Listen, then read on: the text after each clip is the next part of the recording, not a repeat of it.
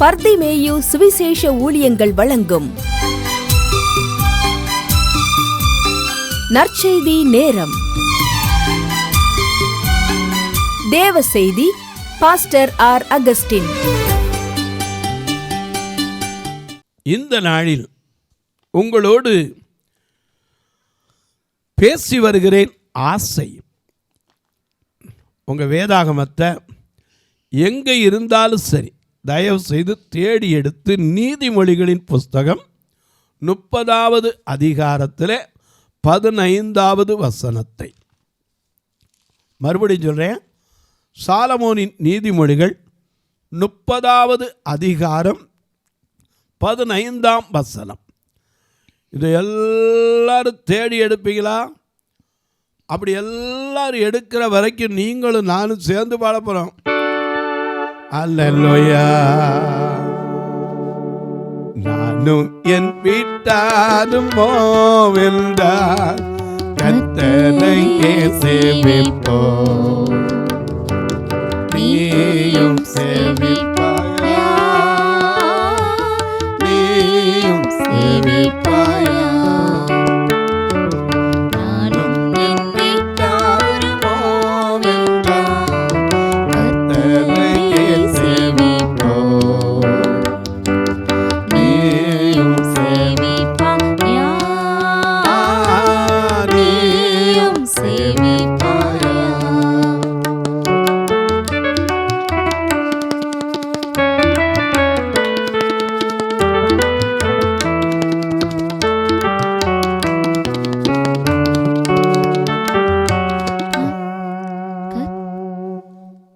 நானும் என் வீட்டாருவோம் என்றால் கர்த்தரையே சேவிப்போம். நீயும் சேவிப்பாயான்னு கேட்குறாரு. என்ன காரணம்? கர்த்தரை சேவிப்பதாகாது என்றால் யாரை சேவிப்பது? எதுக்கியா? நன்மையான ஈவுகளை தேவாதி தேவன் தந்திருக்கிறார். ஆனால் நமக்கு போதுங்கிற மனம் இருக்கா? உங்கள் வேதாகமத்தை எல்லாரும் எடுத்து வச்சுருப்பீங்க. நீதிமொழிகளின் புஸ்தகம் 30ஆம் அதிகாரம் 15ஆம் வசனத்தை வாசிக்க. தாத்தா என்கிற 2 குமாரத்திகள் அட்டை கூண்டு. நல்ல கவனிங்க. தா தா, இதுதான் அதனுடைய பாட்டு. மனுஷனுக்கு இதே பாட்டு தான், எவ்வளோ தந்தாலும் பத்தாது. தா தா என்ன அட்டைக்கு, அட்டை நீங்கள் பார்த்துருப்பீங்க. அட்டைனோடனே எனக்கு கண்வாளி குளிக்கும் போது தண்ணியில் கிடக்கிறது. இந்த அட்டை என்ன செய்யும்?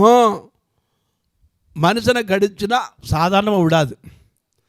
அது ரத்தத்தை உறிஞ்சி போதுங்கிற அளவுக்கு, அதுக்கே மயக்க வர்ற அளவுக்கு என்ன செய்யும்? உறிஞ்சிக்கிட்டே இருக்கும். இந்த அட்டையின் ஆவி நிறைய பேருக்கு இருந்தால் எப்படி திருப்தி வரும்? இன்னைக்கு கல்யாணம் பண்ணி போகிறவனுக்கு கூட பாருங்கள், புருஷ வீட்டில் அந்த மனைவி வீட்டில் இருந்து என்ன கொண்டாடட்டும். அப்போவும் அன்னைக்கெல்லாம் எனக்கு ஒரு காரியத்தை டிவியில் கேள்விப்பட்டு ரொம்ப வருத்தப்பட்டேன். ஒரு பெண்ணுக்கு நல்ல சீதனம் கொடுத்து நல்லா கல்யாணம் பண்ணியிருக்காங்க. ஆனால் பத்தாதான், இன்னொரு அதை வாங்கிட்டு வா, இதை வாங்கிட்டு வா. அந்த பெண்ணை போட்டு படுத்தின கொடுமை பார்த்தீங்கன்னா, என்னங்க மனுஷனுக்கு ஆசை? என்னத்தை கொண்டு போக போகிறோம்? ஒன்றும் கிடையாது. இருக்கிறத ஒன்றே ஒன்று, உண்ணவும் உடுக்கவும். வேற என்ன இருக்குது? எவ்வளோ சேர்த்து வச்சாலும் ஒரு நாள் என்ன வந்துடும்? நம்ம பாடுறோம்ல, சேர்த்து வைக்காதே திருடன் பறித்திடுவா, சேர்த்து வைக்காதே திருடன் பறித்திடுவா, கொடுத்திடு கத்தருக்கு தொலைவின்றி காத்திடுவா, கொடுத்திடு கத்தருக்கு தொலைவின்றி காத்திடுவா, உன்னையே வெறுத்துவிட்டா ஊழியம் செய்திடலாம், சுயத்தை சாகடித்தான் சுகமாய் வாழ்ந்திடலாம். ஐயா, போதுங்கிற மனம் மனுஷனுக்கு வேணும். அதனால தான் சொல்றாரு, போதும் என்ற மனமே புன் செய்யும் மருந்து. நம்ம பழமொழி சொல்கிறோம். ஆனால் தா தா தா அட்டையின் ஆவி. இன்னைக்கு அநேக குடும்பங்களுக்குள்ள சந்தோஷத்துக்கு குறையிற காரணம் என்ன தெரியுமா? திருப்தி இல்லாத தன்மை, திருப்தி இல்லாத தன்மை. அதனால தான் இங்கே சொல்கிறார், தா தா என்னும் அட்டையின் குமாரத்தி 2 உண்டு. அட்டைக்கு எப்போ போதும் திருப்பி வரும், அதா சோர்ந்து போகணும். இன்றைக்கி அநேக குடும்பங்களுக்குள்ள இந்த ஆசை இருக்கிறதுனால தான் கணவன் மனைவிக்குள்ள சந்தோஷம் இருக்க மாட்டேங்குதுங்க. எவ்வளோ கொடுத்தாலும் சரி மாமனாருடைய ரத்தத்தை உரியணும். ஓ எங்கள் அப்பா வீட்டில் அதை வாங்கிட்டு வா, இதை வாங்கிட்டு வா. அன்னைக்கு ஒரு பெண்ணு எழுதி வச்சுட்டு சேர்த்துருக்கா, இதுக்கு மேலே எங்கள் அப்பாட்ட கொடுக்குறதுக்கு வாங்குறதுக்கு எனக்கு இஷ்டம் இல்லை, என்னை பற்றி டாடி மன்னிச்சிருங்க. இதுக்கு மேலே நான் உங்கள்கிட்ட வந்து கேட்கவும் விரும்பலை. ஏன்னா என்னை படுத்துகிற கொடுமை அப்படி இருக்குது. நீங்கள் எவ்வளவோ கொடுத்துன்னு திருப்தி அடையலை. எனக்கு அன்பாருடைய மனிதனுடைய ஆசைக்கு அளவே கிடையாதுங்க. எவ்வளோ கொடுத்தாலும் இன்றைக்கி போதும்னு சொல்கிற எண்ணம் இருக்கா? ஏன்னா ஒரு கதை உங்களுக்கு தெரியும். ஒருத்தன் அந்த காலத்தில் சொல்லி கொடுத்தாங்க நீதி கதைக்காக. அவன் பேர் மைதாஸ். மைதாஸ் தான். கடவுள் ஒரு நாள் கேட்டாரான், அப்பா உனக்கு என்ன வர வேண்டும் அப்படின்னார். அவன் உடனே சொன்னான், ஐயா அருள் இல்லாருக்கு அவ்வுலகம் இல்லை, பொருள் இல்லாருக்கு இவ்வுலகம் இல்லை. ஆகையினால இந்த உலகத்தில் வாழன்னா என்ன இருக்கணும்? பொருள் இருக்கணும். இந்த உலகத்தில் எல்லாம் இருந்தால் தான் மதிப்பு. ஆகையினால எனக்கு வேணுங்கிறத கொடுப்பீங்களா? கண்டிப்பாக. நீ என்ன வேணும் கேளு. சாலமோன்ட்ட இப்படி தான் கேட்டார். 1 ராஜாக்கள் 3ஆம் அதிகாரம் 5ஆம் வசனத்தில் சாலமோனுக்கு தரிசனமாகி நீ விரும்புகிறதை என்னிடத்தில் கேளுனார். அவன் சொன்னான், ஐயா எங்கள் அப்பாவுடைய ஸ்தானத்தில் என்னை ராஜாவாக்குறதே பெரிய கிருபை. வாசிங்க பார்ப்போம். விரும்புகிறது என்னிடத்தில் கேளென்றார். அப்பொழுது அதற்கு சாலமோன், என் தகப்பனாகிய தாவீது என்னும் அடியான் உம்மை பற்றி உண்மையும் நீதியும் மன நேர்மையுமாய் உமக்கு முன்பாக நடந்தபடியே தேவரீர் அவருக்கு பெரிய கிருபை செய்து அந்த பெரிய கிருபையை அவருக்கு காத்து இந்நாளில் இருக்கிறபடியே அவருடைய சிங்காசனத்தில் வீற்றிருக்கிற ஒரு குமாரனை அவருக்கு தந்தீர். இதுவே பெரிய குடும்பத்தில் நல்ல குடும்பம் ஆசீர்வதிச்சு பிள்ளைகளை கொடுக்கறதே பெரிய ஆசீர்வாதம். அது சொல்றார், தந்தீர். இப்போதும் என் தேவனாகிய கர்த்தாவே தேவரீர் உமது அடியேனை தகப்பனாகிய தாவீதின் ஸ்தானத்திலே ராஜாவாக்கினீரே. நானோ என்றால் போக்குவரவு அறியாத சிறு பிள்ளையாயிருக்கிறேன். நீ தெரிந்து கொண்டதும் ஏராளமான இந்த ஜனம் அடங்காததும் லெக்கத்திற்கு உட்படாததுமான திரளான ஜனங்களாகிய உமது ஜனத்தின் நடுவில் அடியேன் இருக்கிறேன். ஆகையால் உமது ஜனங்களை நியாயம் விசாரிக்கவும் தீமை இன்னதென்று வரையறுக்கவும் அடியேனுக்கு ஞானமுள்ள இருதயத்தை தந்தருளும். இந்த வார்த்தை தேவனுக்கு பிரியமா இருந்ததுனால கேட்டதை விட அதிகமாக கொடுத்தார். அதே 2 நாளாகமத்திலே அதே குறித்து நாம் வாசிக்கிறோம். அவனுக்கு அதிகமாக கொடுத்தார். கேட்டதை விட அதிகமாக ஞானத்தை கொடுத்தது மட்டும் ஐஸ்வர்யத்தையும் கனத்தையும் கொடுத்தார். ஆனால் இங்கே ஒருத்தனுக்கு கேட்டார், உனக்கு என்னப்பா வேணும்னார். இவன் கேட்டிருந்தானா, ஞானத்தோடு கேட்டிருந்தானா அவனுக்கு எல்லாத்தையும் கொடுத்துருப்பார். இவன் என்ன கேட்டான் தெரியுமா? ஐயா நான் தொட்டதெல்லாம் என்ன ஆயிரணும்? பொன்னாயிரணும். நான் தொட்டதெல்லாம் பொன்னாயிரணும். கடவுள் சொன்னார், எப்பா கொஞ்சம் யோசிச்சு பார்த்து கேள்றா. தொட்டதெல்லாம் பொண்ணாயிருணுமா? எதை தொட்டாலுமா? ஆமாம். டேய் வேணாம்டா, கொஞ்சம் யோசனை பண்ணி கேளு. ஐயா கொடுக்க முடியுமா? முடியாதா? முடியும்னா சொல்லி, இல்லாட்டி ஆளை விடுனா. சரி பார்த்தாரு. கர்த்தரால் ஆகாத காரியம் ஒன்று உண்டோ? இல்லை. அதனால் வச்சுக்க பாட்டு போயிட்டார். இது கதை. அதுக்காக நீங்கள் இதில் இருக்கான்னு கதை. நான் முதல்ல சொன்னது சாலமோனை பற்றி வேதத்தில் எழுதியிருக்குது. இது கதை. இவர் அங்கேருந்து அந்த வரத்தை வாங்கிட்டு வந்தார். செக்கப் பண்ணி பார்க்கணும்ல. போய் செடியை தொட்டார். செடியை தொட்ட உடனே அப்படியே பொன்னாயிருச்சு. அடாடாடாடா, என்ன வரம் ஐயா, என்ன வரம். பக்கத்தில் இருக்க மரத்தை தொட்டு பார்த்தார். மரம் பொன்னாயிருச்சு. வெளியே வரைக்கும் நீட்டிகிட்டு இருக்க. என்ன செய்யறது? அடுத்த எடுத்துகிட்டு போயிடுவானே. இதை பாதுகாக்கிறதுக்கு இன்னும் கொஞ்சம் சவரை கூட்டு. அடுத்தாப்புல சுவத்தை தொட்டார், அது பொண்ணாயிருச்சு. அப்போ சுவத்தை எப்படி பாதுகாக்கிறது? இதுக்கு மேலே கட்டிக்கிட்டே போகிறதா? கேட்டை தொட்டார், கேட்டு இரும்பாருது, திடீர்னு என்ன ஆயிடுச்சு? தங்கமாயிருச்சு. ஆனால் என்னடா இது தொட்டதெல்லாம் இப்படி ஆயிடுச்சே, இவருக்கு சந்தோஷம் தாங்கலை. ஓடி ஓடி தொட்டு செக்கப் பண்ணி பார்த்தார். ஆனால் கொஞ்சம் களைப்பு வந்துருச்சு. அங்கேருந்து வீட்டுக்கு வந்து மகளை கூட்டு, ஏம்மா என்னடாடி கொஞ்சம் தண்ணி கொண்டா. தண்ணி கொண்டாந்தா, சொம்போடு கொண்டாந்தா. அந்த சொம்பை தொட்டார், சொம்பும் பொண்ணாயிருச்சு, உள்ளே இருக்கிற தண்ணியும் பொண்ணாயிருச்சு. ஐயோ தாகத்தினால, ஐயோ மகளேன்னா, மகளை தொட்டால் மகளும் பொண்ணாகி போனான்.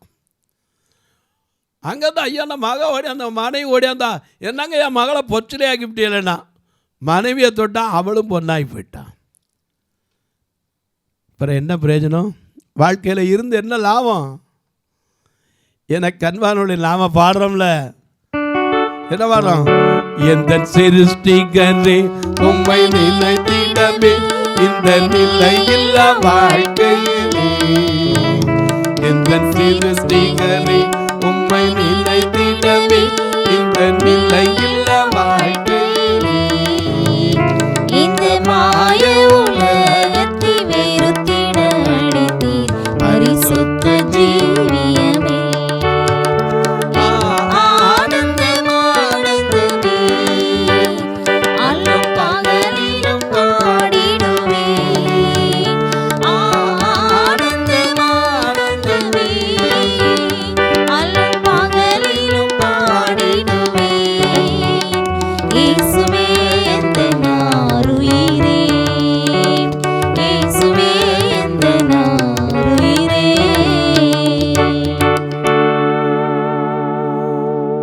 உயர் அடைக்கலத்தில் என்னை வைத்தவரே இந்த நாமத்தை நம்புங்கிறமே.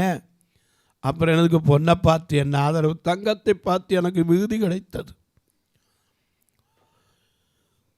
பொண்ணும் போச்சு, பிள்ளையும் போச்சு, வீட்டில் எல்லாம் பொண்ணாக இருக்கு. ஆனால் குடிக்கிறதுக்கு ஒரு சொட்டு தண்ணி இல்லை. என்ன பிரயோஜனம்? கடவுள் பையன் வந்து கேட்டார், எப்படிப்பா நல்லா இருக்கியா? எப்படியா நல்லா இருக்கிறது? எப்படி நல்லா இருக்கிறது? பிள்ளையும் போச்சு, பொண்ணு போச்சு. நீ தான்டா கேட்ட, நான் தொட்டதெல்லாம் என்ன ஆகணும்? பொண்ணாகணும். ஆமையா நீ தான் சொல்லி கேளுங்கள் கொடுக்கப்படும். அதான் கொடுத்தல. இப்போ என்னாச்சு? ஐயா இந்த வரமே வேண்டாம் நானா. எனக்கு அன்பானவர்களே, ஒன்றை தெரிஞ்சுக்கோங்க, ஞானம் அது இருந்தால் போதுங்க. இந்த உலகத்தில் எது வேணுமோ அதை கேட்கணும். பரத்திலிருந்து வருகிற ஞானத்தை கொடுங்க. சாலமோன் கேட்டான், ஞானத்தை கொடுங்க.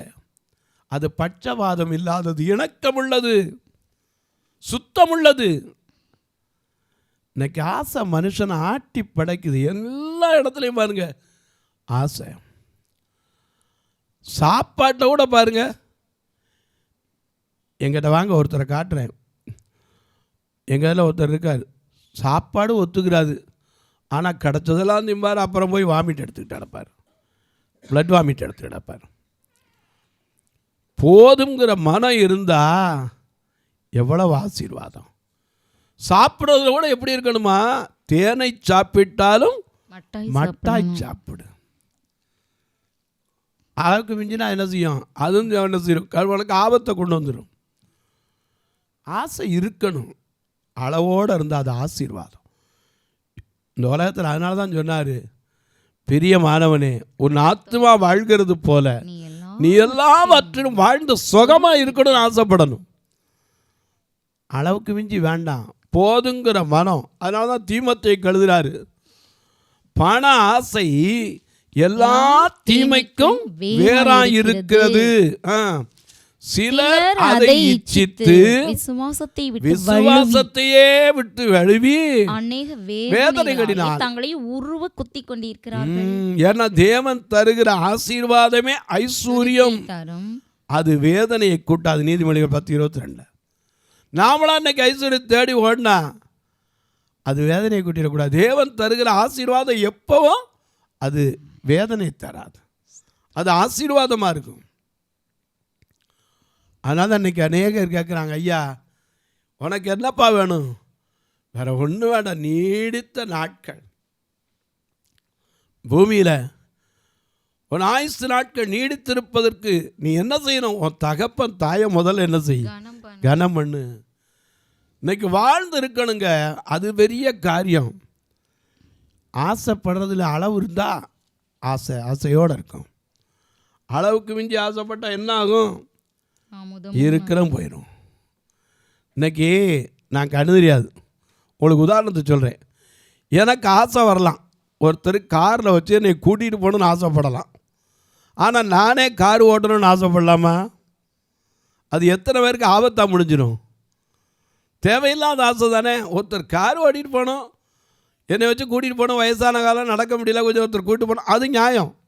ஆனால் நானாக ஓட்டிகிட்டு போகணும், அதுக்கு நல்ல விலை ஓடின காராக தான் இருக்கணும். ஏதோ உட்கார்ந்து போகணும், அது நியாயமான ஆசை. ஆனால் அதுக்கான இத்தனை லட்ச ரூபா காரில் ஓடனா அது தேவையற்ற ஆசை. எனக்கு அன்பானவர்களே,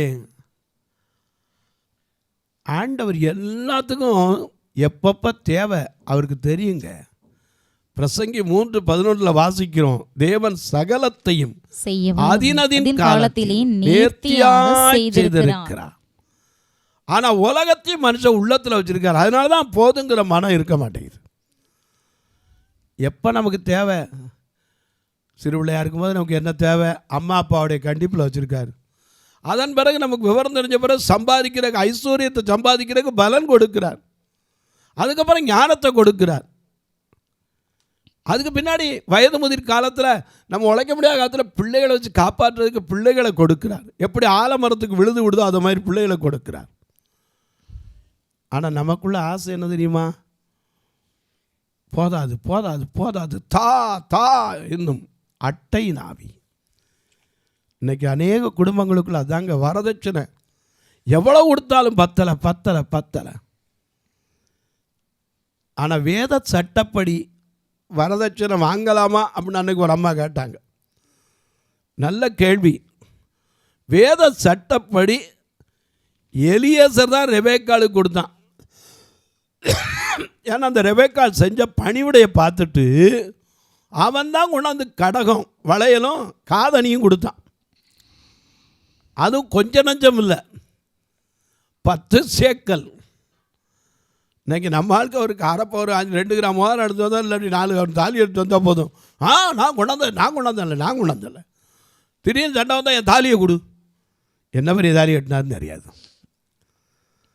ஆனால் அவன் கொண்டாந்து அத்தனையும் கொண்டாந்து கொடுத்துட்டு, ஐயா கடைசி வரைக்கும் கர்த்தரை நம்பி வந்து நின்றவன். இன்றைக்கி கிறிஸ்தவ ஜீவியத்தில் வந்திருக்கவே, இன்றைக்கி பொண்ணும் வெள்ளியும் பெருசு இல்லைங்கிறமே. எத்தனை பேர் இன்றைக்கி திருமணத்தில், ஐயா நான் முழுசாக பைபிளை பிடிச்சிட்டேன், எனக்கு ஒன்றும் வேண்டாம், ஆண்டவர் எனக்கு எல்லாம் தருவாருன்னு நம்பி மாமனார்ட்ட ஒன்றும் வேணான்னு சொன்ன எத்தனை பேர்? ஒன்றுமே வாங்கக்கூடாதுன்னு சொன்னாலும் பணமாக கேஷாக கொடுத்துருங்கிறது. போதுங்கிற அளவுக்கு கொடுத்தாலும் இன்னும் பத்தாது. ஆசை. நான் பலவித ஆசைகளை உங்களுக்கு சொன்னேன். மண்ணாசையை சொன்னேன், பெண்ணாசையை சொன்னேன், பொன்னாசையை சொன்னேன். அதை விட சிலருக்கு பார்த்தீங்கன்னா சரி, ரொம்ப நாள் வாழணும் ஆசை. உண்மைதான், நீங்கள் நல்லா இருக்கணும், ஏன்னா வாழ்ந்தணும்.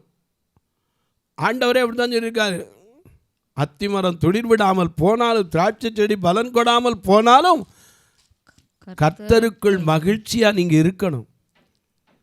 அது என்ன போனாலும் சரி, கர்த்தருக்குள் நீங்கள் மகிழ்ச்சியாக இருக்கணும். அதான் சொல்லியிருக்காரு, நீ வாழ்கிற நாட்களெல்லாம் உன் வாழ்நாள் நீடித்திருக்கணும், உன் சுக வாழ்வு துளிர்க்கணும். ஆனால் வேதம் சொல்லுது. ஆனால் அதில் எப்படி வாழணும்? போதும் என்ற மனதுடனே கூடிய தேவ பக்தி. போதுங்கணும். இன்னைக்கு எத்தனை குடும்பத்தில் புருஷ மனைவிக்குள்ள மாமனார் கொடுத்தது போதுங்கிற எண்ணம் இருக்குது. எத்தனை மனைவிக்குள்ள புருஷன் கொண்டு வர சம்பாத்தியம் போதுங்கிற ஆசை வந்துருக்கு. ஆசைக்கு அளவே இல்லைங்க. அதனால தான் ஆசையானது அலைந்து தேடுகிறதா, அலைந்து தேடுகிறது. கண் கண்டது நலம், அடுத்த வீட்டில் ஒன்று இருந்தால் உடனே நமக்கு ஆசை வந்துடுது, எனக்கு அது கிடைக்கணும். எல்லாருக்கும் எல்லாம் தரணும். ஆனால் அதே சமயத்தில் தேவையில்லாது. எனக்கு கண்வானுலே வீட்டுக்குள்ளே பார்த்தீங்கன்னா எத்தனையோ பொருள் சும்மா வாங்கி அடைச்சி போட்டு வச்சுருப்பான். வீடு எப்படி இருக்கணும்? ஞானத்தால் கட்டப்பட்டிருக்கணும். நீதிமொழிகள் 24:3-4 வாசிக்கிறோம். வீடு ஞானத்தால் கட்டப்பட வேண்டும், விவேகத்தினால் நிலைநிறுத்தப்பட வேண்டும், அறிவினாலே அறைகளில் அருமையும் இனிமையுமான சகலவித பொருட்களும் நிறைந்திருக்கும். ஞானமுள்ளவன் பலமுள்ளவன், ஞானமுள்ளவன் பலமுள்ளவன், அறிவுள்ளவன் தன் வல்லமையை அதிகரிக்க பண்ணுகிறான். தான் வல்லமை அறிவு இருந்தா அவன் சம்பாரிச்சு பொய்ப்புக்கு என்ன செய்யணும்?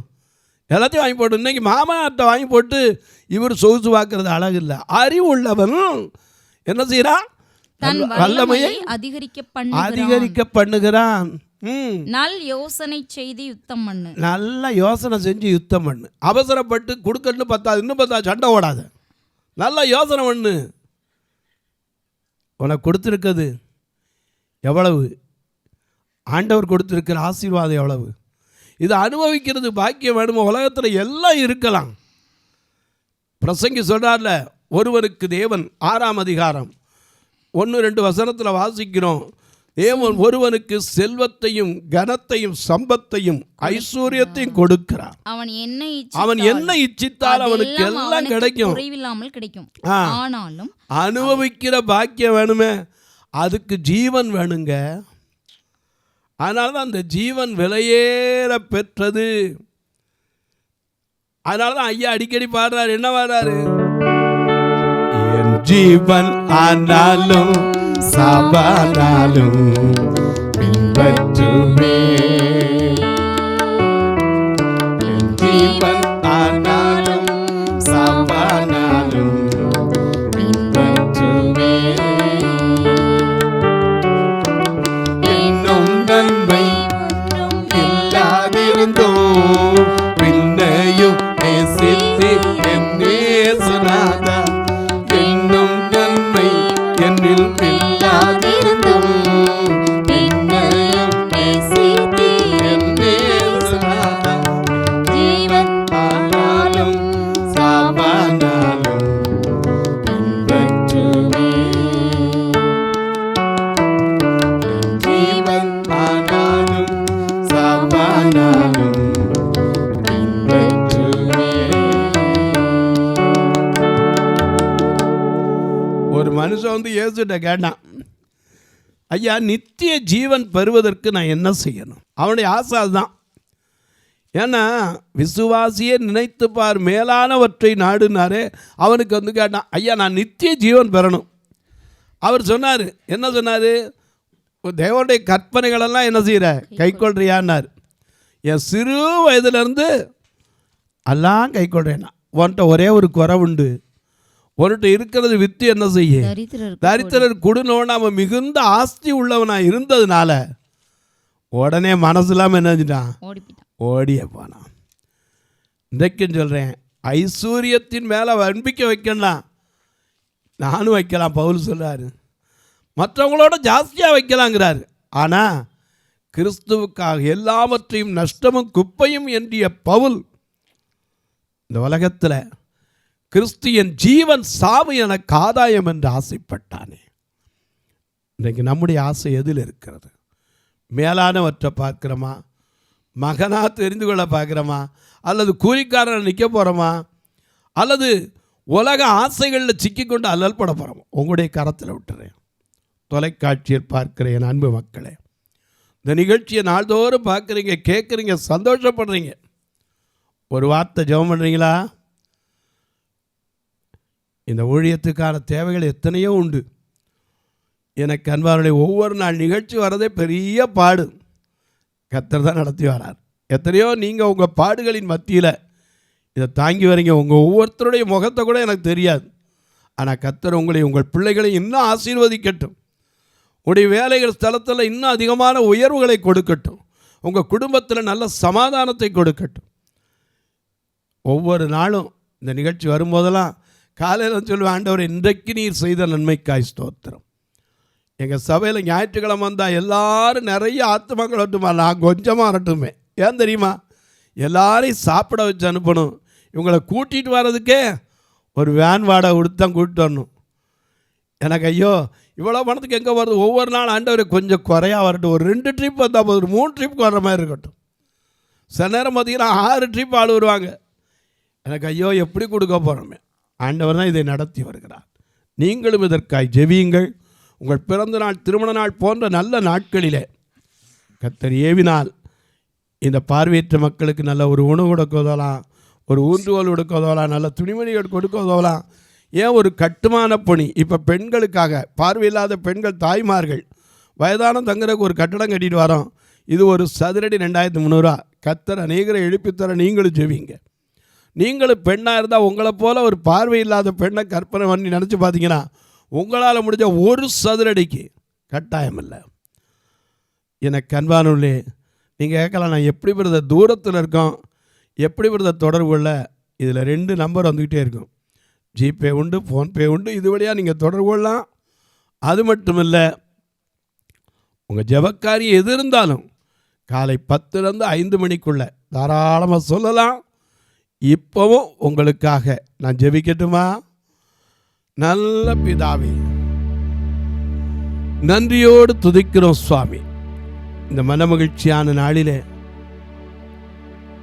ஐயா, எதின் மேல் ஆசை ஒரு கூலியை வாஞ்சிக்கிறவனைப் போல இருக்கிறதா, அல்லது பிள்ளையாய் நிற்கவா ஐயா, அல்லது உலகம் முழுவதும் ஆதாயப்படுத்தலாம் தன் ஜீவனை இழந்து போவதற்கா? மண்ணாசையா, பெண்ணாசையா, பொன்னாசையா, பல காரியத்தை சொல்ல சொன்னி ஒவ்வொருவருடைய கரத்தில் விட்டு விடுகிறேன் சுவாமி. நீர் அவர்களுக்கு எதை தெரிந்து கொள்ள வேண்டும்,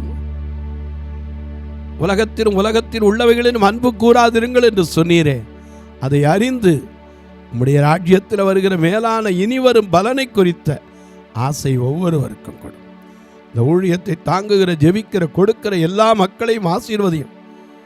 இந்த நாளில் எந்தெந்த காரியத்தை நினைத்து தங்கள் வீட்டை விட்டு புறப்பட்டு போகிறாங்களோ, ஆதியாகமம் 24:12 எலியேசர் ஜெபித்தது போல இன்றைக்கு எனக்கு இந்த காரியத்தை வாய்க்க பண்ணியருளும் என்றானே, அப்படி நானும் ஜெபிக்கிறேன்.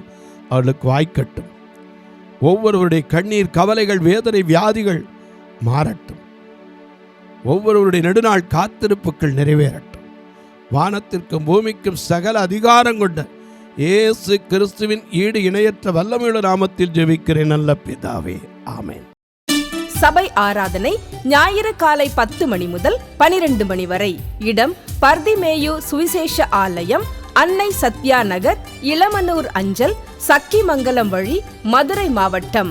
பின்கோட் 625201 மற்றும் பர்திமேயு சுவிசேஷ ஜெப வீடு, flat number 107, Eden garden, Muthur, Tirunelveli. Pin code 627011. சிறப்பு உபவாச கூட்டம் ஒவ்வொரு மாதமும் 2வது சனிக்கிழமை காலை 10 மணி முதல் 1 மணி வரை நாகர்கோவில் YMCA ஹாலில் வைத்து நடைபெறுகிறது.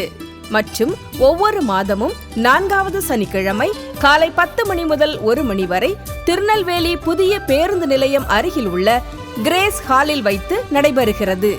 எங்கள் எல்லா ஆராதனைகளிலும் கலந்து கொண்டு தேவனை மகிமைப்படுத்த அன்பாய் அழைக்கிறோம். உங்கள் உதாரத்துவமான காணிக்கைகளினால் இவ்வூழியத்தை தாங்க விரும்பினால் R. Augustine, account number 5021364331, IFSC code IDIB 000B066, Indian Bank, BP Kulam, Madurai. GPay number 98421819117, BGM ministries மற்றும் 9442559772, பிளைண்ட் மினிஸ்ட்ரீஸ் அகஸ்டின்.